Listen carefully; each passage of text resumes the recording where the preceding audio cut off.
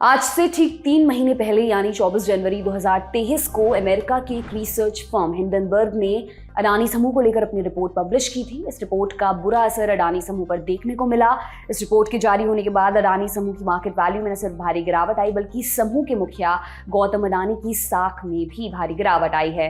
Report के आने से पहले अडानी दुनिया के टॉप 10 अमीरों की लिस्ट में चौथे पायदान पर मौजूद थे, लेकिन देखते ही देखते वे अमीरों की लिस्ट में 30वें पायदान से भी नीचे खिसक गए।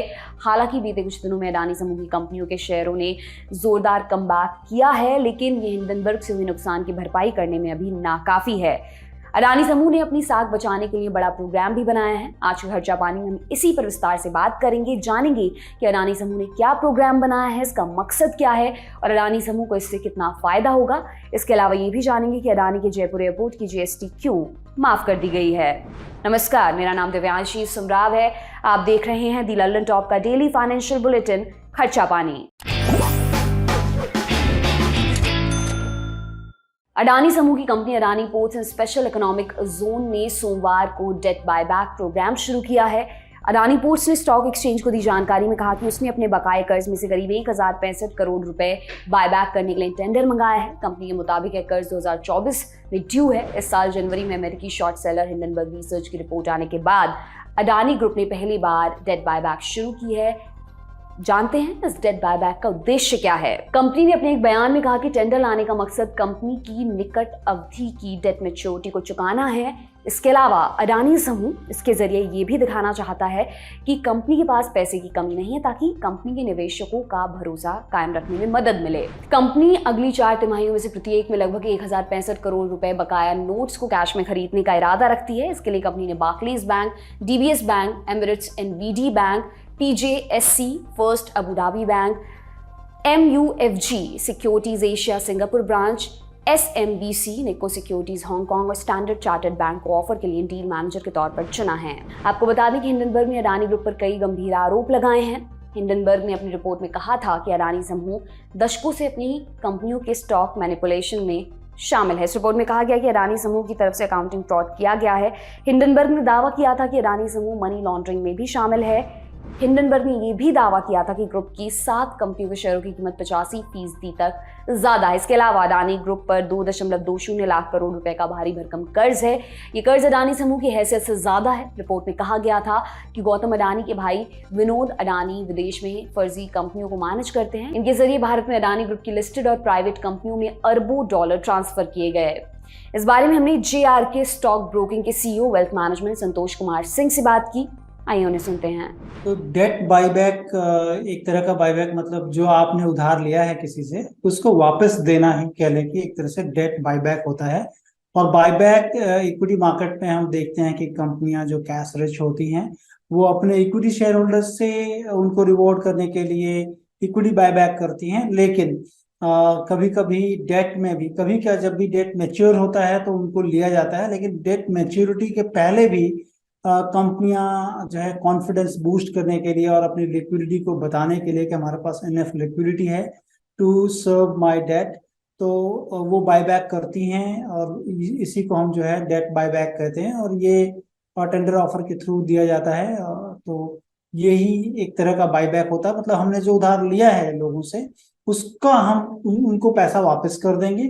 उसकी जो एक पूरी प्रक्रिया है, सेबी का एक जो नियम है उसके अनुसार जो है वो किया जाता है और वही एक डेट बायबैक होता है। देखिए, जब कभी भी कंपनियां उधार लेती हैं तो उसमें जैसे बॉन्ड के थ्रू अगर लेती हैं तो उसमें हम बोलते हैं एक कॉलेबल जो है बॉन्ड होता है, मतलब बॉन्ड को हम वापस ले सकते हैं।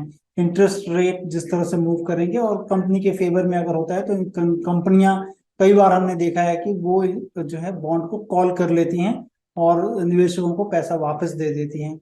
लेकिन अभी इंटरेस्ट रेट तो कुछ जो है बढ़े हुए हैं इनफैक्ट। तो मुझे लग रहा है कि अडानी ने ये जो सारी चीजें की हैं वो कहीं ना कहीं अपनी साख बचाने के लिए और लोगों को ये बताने के लिए कि कंपनी के पास जो है एसेट लायबिलिटी मैच जिसे हम कहते हैं वो काफी रोबस्ट है, और जिससे कि वो समय से पहले ही अपने धारकों को पैसा वापस दे रहे हैं।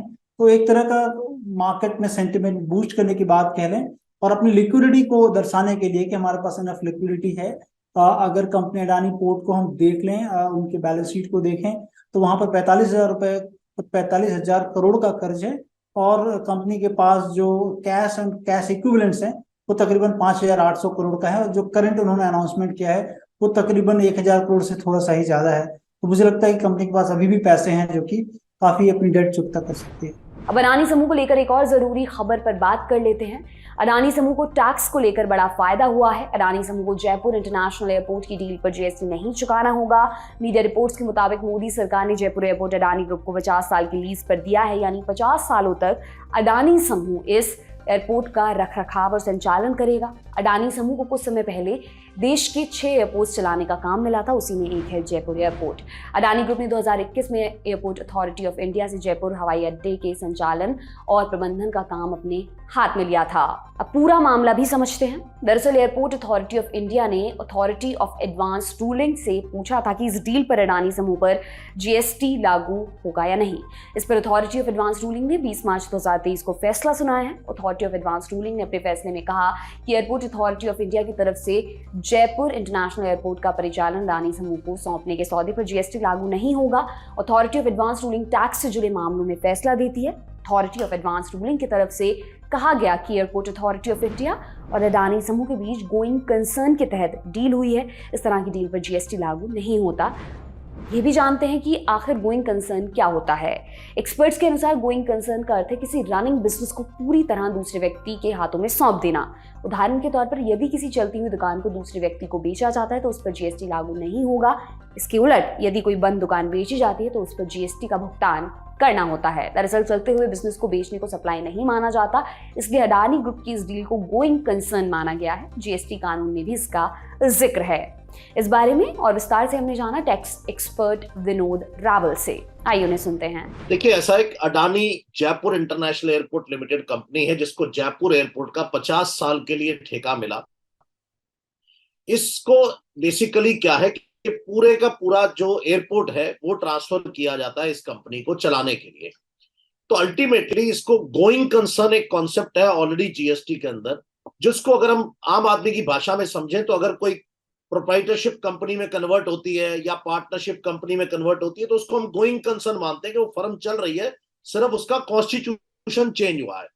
तो इस पर्पस के लिए जीएसटी एक्ट के अंदर ये पहले से प्रोविजन डला हुआ है कि गोइंग कंसर्न अगर कोई ट्रांसफर होगा तो उसको पर जीएसटी नहीं लगेगा। अगर आप इसको इस तरह से समझेंगे कि पार्टनरशिप फर्म कंपनी में जा रही है तो अपने ही घर में है, वही पार्टनर्स है, वही कंपनी चलाती है, तो इसलिए इस पर टैक्स नहीं लगता है। तो इसी नियम के अंदर ही Adani Jaipur international airport limited जो है उसको एयरपोर्ट अथॉरिटी ने जो ट्रांसफर किया हो एयरपोर्ट, वो इसी प्रावधान के अंदर उनको एग्जम्प्ट कर दिया गया कि आपको जीएसटी नहीं लगेगा। ये सप्लाई तो है लेकिन इस पर टैक्स नहीं। यही जो जजमेंट आज एडवांस रूलिंग जो अडानी पर आई है और जिस पर इतना शोर मच रहा है, बिल्कुल ठीक कह रहे हैं आप, सोशल मीडिया पर चल रहा है, ऐसी एक जजमेंट 29 जून 2018 में कर्नाटका में एडवांस रूलिंग में बीएम इंडस्ट्रीज के केस में आ चुकी है। लेकिन तब कोई बातों में ध्यान नहीं देता क्योंकि वो एक नॉर्मल वो रहती है। यहाँ क्योंकि नाम अडानी का है तो थोड़ा सा ज्यादा शोर मचता है, क्वांटम बहुत बड़ा है। बाकी जहां तक कानून की बात है, कानून में अगर प्रावधान है तो उनका फायदा तो देखिए लिया ही जाता है, इसमें कोई दो राय नहीं है। सरकार अगर चाहे तो बिल्कुल बदल सकती है। अगर हम इसी प्रावधान की बात करें तो ये एंट्री नंबर 2 है, नोटिफिकेशन नंबर 12/2017। जब जीएसटी आया था उसी टाइम का 28 जून 2017 का यह नोटिफिकेशन है, जिसके अंदर कहा गया कि अगर गोइंग कंसर्न के अंदर ये कोई सप्लाई ट्रांसफर होती है तो वो जीएसटी से एग्जम्प्ट की जाएगी। उसी प्रावधान को बेनिफिट लिया गया। ये था आज का खर्चा पानी दोस्तों। ये बुलेटिन आपके लिए लिखा था हमारे साथी प्रदीप यादव ने। आप अपनी राय कमेंट बॉक्स में जरूर दें। अगले एपिसोड तक अपना खूब ख्याल रखें। बहुत बहुत शुक्रिया।